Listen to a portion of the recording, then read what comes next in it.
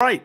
The Akron Zips would be a tough test for the Ohio State Buckeye basketball team in their season opener, and that's exactly what we witnessed. The Buckeyes beat Akron 67-66. Why was it so close? What happened down the stretch? Who stood up for the Buckeyes? Why did they struggle? We'll touch on all that and more in this instant reaction to the Buckeyes winning their season opener on Tuesday night.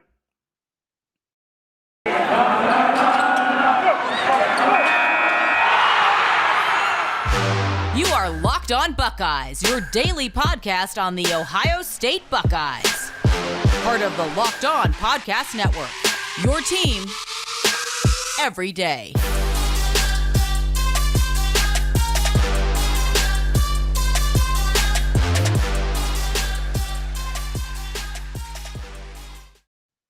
What is up, Buckeye fans? Welcome back to another episode of Locked Buckeyes, part of Locked On Podcast Network. I'm your host, Jay Stevens, also the host of the Jay Stevens Podcast. It is Tuesday, November 9th in the year 2021, and we're coming live to you at the conclusion of the Buckeye basketball season opener, where the Buckeyes beat the Akron Zips 67-66. I want to thank everyone out there for making Locked On Buckeyes their number one, their first listen of every single day. In this game, at the beginning of the game, we knew two things, or one thing about two different players. One guy, Kyle Young, would not play. It's multiple things. Kyle Young would not play. And then Justice Sueing would be a game-time decision like Kyle Young. Ultimately, Kyle Young did not play like I expected, like Columbus Dispatch on Tuesday's show. And then Justice Sueing was a game-time decision. He did not start. However, he did play in the game. And you could tell that he was not 100%, not only by the minutes that he played, but by his play on the court. Ohio State in this game, the first half, they had I believe it was a 17-4 run. EJ Liddell had 9 straight points. It seemed like the Buckeyes were a one-man show. We have all seen, and most of us have seen the Fresh Prince of Bel-Air, and there was an episode where they're at Bel-Air Academy and they're playing the basketball, and there's a scene they're playing in a basketball game, and the coach draws up a play, and it's pass it to Will. That's not really passing or drawing up a play, but that was the only way for the Bel-Air Academy to win, to score the basketball consistently, to be the best thing that they could be. It was pass the ball to Will. While Ohio State is not a fictional team, it's not a team that is on a television screen. This is a real-life collegiate basketball team that it's a one-man show. And that one man, at least on Tuesday evening, was EJ Liddell. Pass the ball to Will turned into pass the ball to EJ. Now, EJ Liddell had to react, know where the double team might come, and things of that nature. But it was really simply pass the ball to Will. EJ, you can fill in and replace Will with EJ as we go forward. And that's how things were. In the first half, EJ Liddell led the way with 13 points. Zed Key had 8 points. He was really instrumental down low in the paint. We'll talk more about that when we talk about what took place down the final seconds of this game. Arns had seven points at the end of the first half. Joey Brunk had 4 off the bench, had a couple nice moves. One where the color commentator was just ranting and raving about how well Joey Brunk read the double team, and he did not spin into the double team. He went away from the double team before it even got to him. Sueing had 2 points. Branham had 2 points. Malachi Branham, and that was all the scoring in the first half. That's 1, 2, 3, 4, 6 players that scored in the first half, and that was all the scoring. Liddell also had 8 points in the first half and then 3 assists. I mean, you see kind of the pass the ball to Will. He's a rebounder. He is the points leader. He was the assist leader. And at the end of the game, he fouled out. What happened in the second half was very, very interesting because throughout this game, Ohio State showed 2 things that were wrong. We'll dive more to them in a second. But one, transition defense was not up to par, was not good. I'm pretty sure Chris Holtman in his postgame presser in the film session and practice will hit on transition defense hard. But also, in college basketball, you need somebody in your backcourt that can create their own shot. Now, you say, Jay, that's just basketball 101. That is true. But in college basketball, part of the reason Baylor won the national championship last year is because of their backcourt. Not just defensively, but because they could create baskets with the guys in the backcourt. Well, Ohio State and Jamari Wheeler is mainly and primarily a defensive guy. That's what he is. Not anything wrong. Michi Johnson getting his first start of his career, also first extended minutes of his career. So that's different. Your backup in the backcourt is a guy in Malachi Branham who is a true freshman. And so when you want a guy that can create, your starting point guard is not that guy. Your starting off guard is not that guy. And true freshman had some good plays, but he's not that guy at all. And Akron took advantage of that in the second half. They outscored the Buckeyes in the second half. They cranked up the defense, extended the defense that they were having, going from not just going three-point line, but if Ohio State had the ball 5 to 8 feet outside of the three-point line, Akron was out there guarding them because they knew dribble drives were going to be very, very hard, almost not there. Getting the ball to EJ Liddell was the only option. Yeah, you could get movement and get the ball to Zed Key and occasionally to Brunk, and Justice Suing had numerous shots that he took, and you could do those things, but it was mainly pass the ball to Will. And the dribble drives, Akron did a phenomenal job defensively slowing down Ohio State, the Buckeyes. Also, they got to figure some things out in the second half because down the stretch defensively, Liddell had to guard the best guy on the wing. Now, you would think it may be somebody else, but based off personnel, it was Liddell. That's ultimately what led to him fouling out in the game. What happened down the stretch was amazing. Liddell fouls out. Ali busts his eye, hits a three, and then Zed Key makes a game-winning shot, which is a great confidence boost for a game that really wasn't the Buckeyes' best game, wasn't their best performance, wasn't anything that you would think Ohio State would want at all to be the performance in game number one. But a tough test from Akron. It's what I believe Ohio State needs right now, even though we'll discuss some of the specific defensive things that Akron did in a second. Akron was a tough test. Akron was a test that you want right now. Last year in the preseason or the non-conference, Ohio State really didn't get tested much. Had some good streaks, some good play in the Big Ten Conference, but some things they didn't get tested in the way that they did tonight against Akron. I like it. I love it. Want some more of it, and I want some more wins for the Ohio State Buckeyes. They come out victorious in this game. What in the world happened that the game was so close? Why was it a 1-point win for the Ohio State Buckeyes?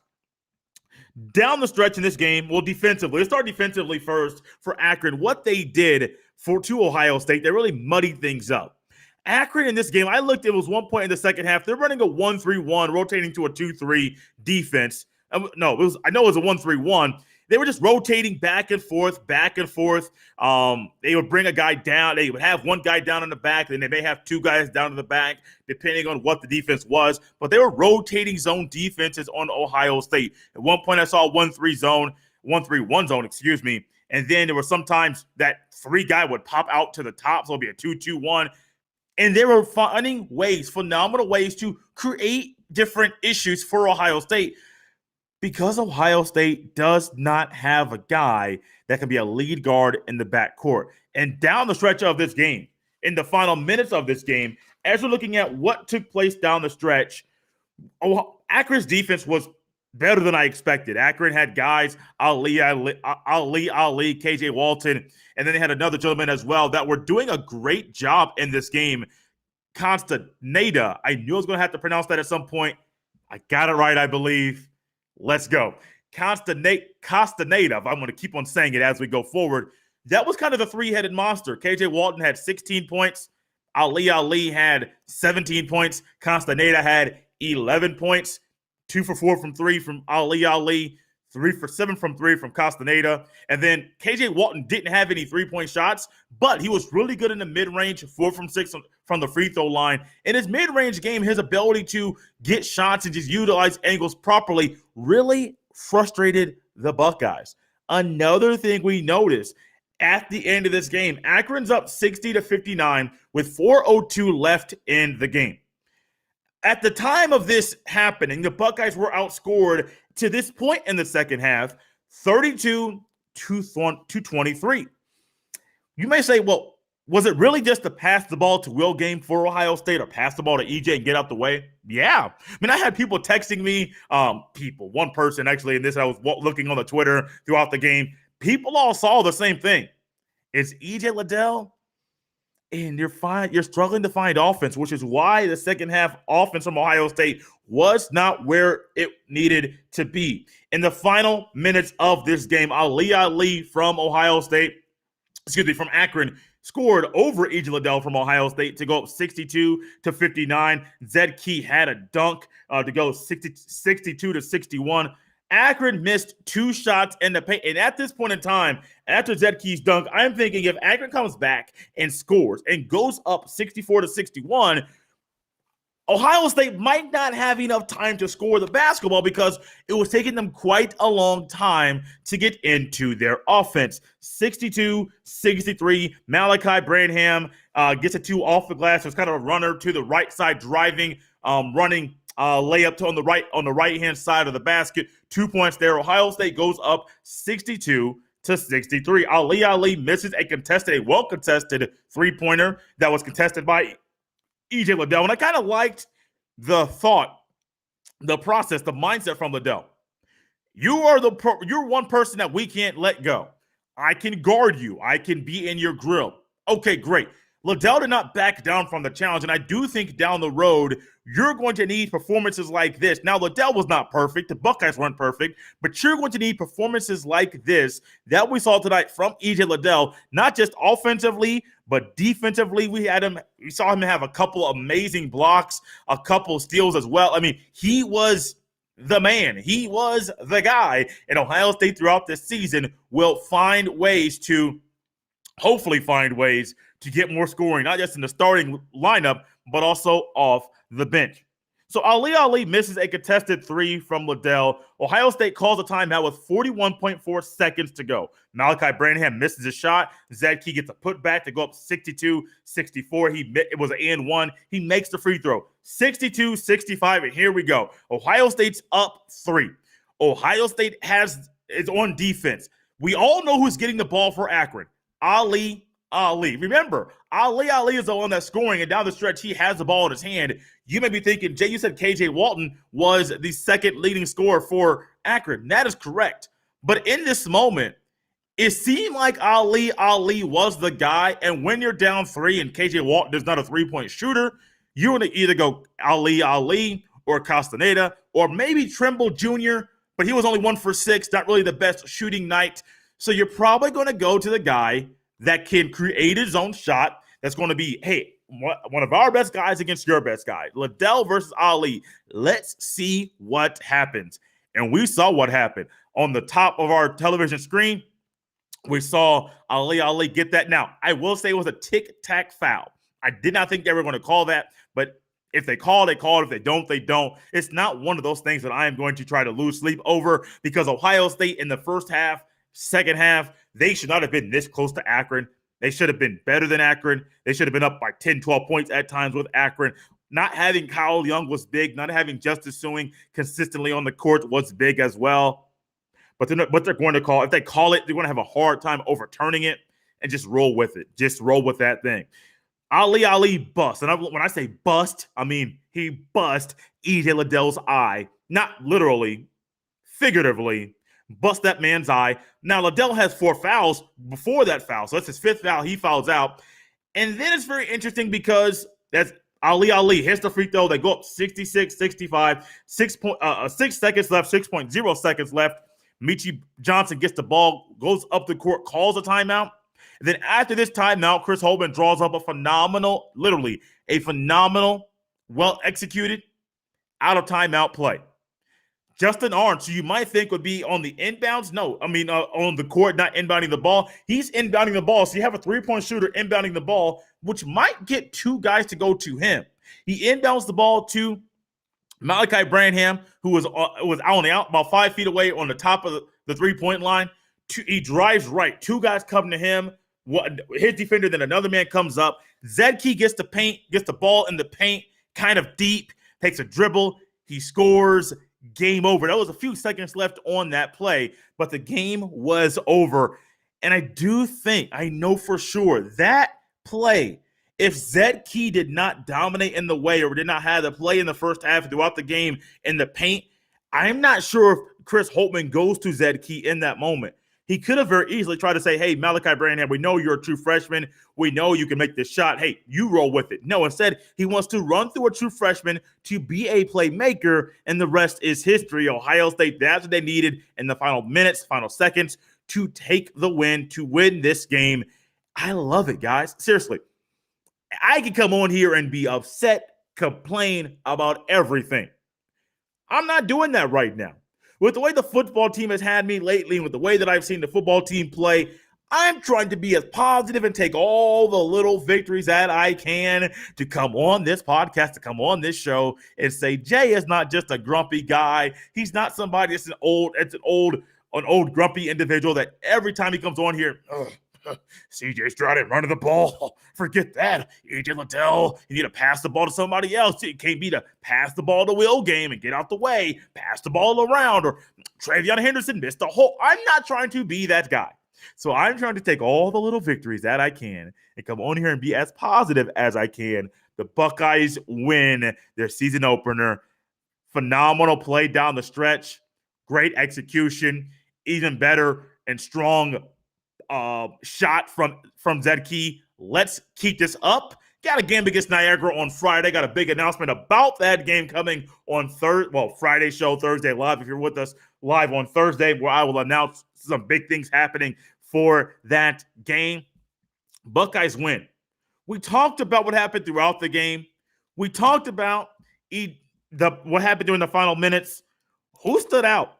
And why in the world did I keep saying pass the ball to Will? EJ Liddell is that guy. I mean, EJ Liddell, if there's a game ball I'm giving out for this win, like we've been doing for the football games, it's going to EJ Liddell. And Zed Key. I'll go with 2.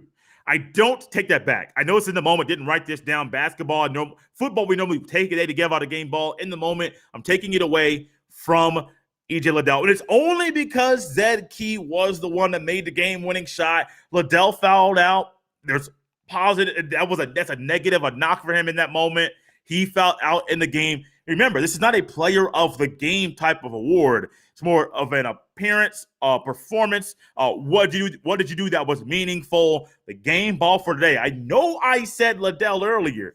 The game ball for today is going to Zed Key. Follow me on Twitter if you missed the final shot, the final sequence. Go on Twitter. I tweeted out the video. You'll see exactly why I am so excited about the play that Chris Holtmann drew up in the final minutes of the game. One thing that I know, I just turned the comments on. My guy Hummus Hero is here. Hummus, man, I've been waiting around to see you for quite a while. I'll say this: we will be back live in a second. For those of you that are watching right now, that are watching live, we will be back when the college football playoff releases their new rankings. I'll be back on with my guy Jeff Hunt from the Off the Ball Network. We'll instantly react to that. So the Ohio State Buckeyes in this game. Why am I keep saying EJ Liddell, and why did I remove the game ball to him? Why did I contemplate giving him the game ball? It was all him, man. Final stats. I haven't even looked at the final stats afterwards from the game.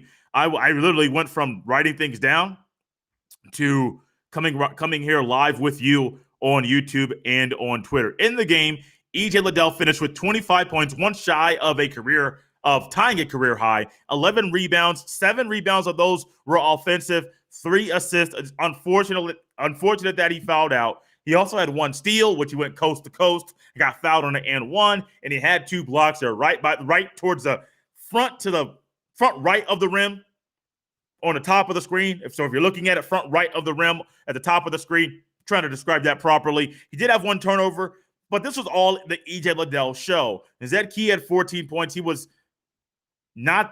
Zed Key had 14 points. He was the second leading scorer. He was also the only other individual for Ohio State that had double-digit scoring. Justin Arns finished the game with 7, the same amount he had in the first quarter. Michi Johnson had 4. Jamari Wheeler had 2. Branham had 7. And then the rest of there are 3 more scorers that all had single digits apiece. This is the EJ Liddell show. how much I briefly read your comment and you said it so well. First, talking about how they're not having an experienced guard, and that really didn't help them at all. When you need somebody to create offense, what are you doing? Akron's extending the defense out to them. And then what's the follow-up to that? They're going to extend the defense, and if you can't get the ball inside, or you're struggling to get the ball inside, and the shot clock is winding down 10 seconds, and you're struggling to get the ball, those are the things that happen. And when it seemed like it was going to be hard for them to score, E.J. Liddell was that guy. From the jab step that he had in the first half to get a three to some mid-range jumpers that he had, E.J. Liddell was the guy. His performance today is a great confidence boost for Ohio State, is that when we struggle to move the ball, when we struggle to get shots, E.J. Liddell will be the guy to help us move the ball, to help us put the ball in the basket, and to help us widen a lead. In the first half, I believe it was a 17-4 run. E.J. Liddell had 9 straight points, and that's really what sparked and widened the margin for Ohio State. When things slowed down for him, that's when things picked up for Akron. When he was off the court, some of the lineups that Chris Holtmann put on the court were not great lineups to move the ball around, to get flow, and to not have the ball stopping. Yes, Meechie Johnson will probably, I'm saying probably because we haven't seen it, will probably be able to score consistently, probably find a way to get his own shot. That's a probably. One thing we also know is that what he probably will be able to do, we didn't see it tonight. We saw some performances from Branham, from Key, that I think are great things that you'll see down the road. Will we see Branham in the starting lineup Friday against Niagara? We'll see. I don't know for sure if that's going to happen, but if it does, it would not surprise me, because that's going to open up, guess what? More scoring for E.J. Liddell. And as E.J. Liddell scores, as he gets more attention, as teams realize we can double team E.J. Liddell, or we think we can, that's going to open up more shots, more passing lanes, more driving lanes for Liddell to pass the ball around to guys like Suing once he gets healthy, to Branham cutting to the basket, to Meechie Johnson cutting to the basket, for Justin Arndt to get open shots, for Zed Key to be the guy that's right there as well. That's going to open up a lot. I'm curious with this team, and I'm going to close out with this. Kyle Young out and Justice Suing out. Let's say Suing opens up and starts the game on Friday. Great. I wonder if we see the offense, if we see Liddell in this offense look a whole lot better, more somewhat like it did last year. Now, for it to look like it did last year, you'll need to have a guy to be a lead guard to score, because that's what helped E.J. Liddell be an all Big Ten performer last year, was the performance and improvement from Dwayne Washington Jr. That's something that I do think we'll see throughout the season. One thing we see right now, we can be excited, move forward, be happy. The Ohio State Buckeyes basketball team opened this game up, the season up, with a win. As always, guys, thanks for hopping in the chat. You can follow me on Twitter at JStevens07. You can also follow us on YouTube, Locked on Buckeyes. Hit the bell as well. Those of you that are watching live right now, I encourage you to stay around either your computer, your phone, your television, wherever you're watching us right now live. We will be back live in approximately 45 minutes, 30 to 45 minutes, depending on when the rankings come out. Myself, and Jeff Hunt from the Off the Ball Network will be instantly reacting once again to the college football playoff rankings. Basketball right now, that's what filled the space of this show. Coming up, we got a show where it's all about the football team and their hopes of being in the Final Four at the end of the season.